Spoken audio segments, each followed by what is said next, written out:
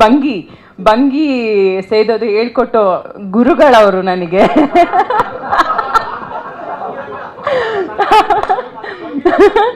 ನಾನು ಎಷ್ಟು ತಿಂಗಳು ಕಷ್ಟಪಟ್ಟಿದ್ದೀನಿ ಅಂದರೆ, ಇವ್ರು ಏನೇನೋ ಸಿಗರೇಟ್ ತಂದುಕೊಟ್ರು, ಏನೇನೋ ತಂದುಕೊಟ್ರು, ನನಗೆ ಆಗ್ತಾ ಇರಲಿಲ್ಲ.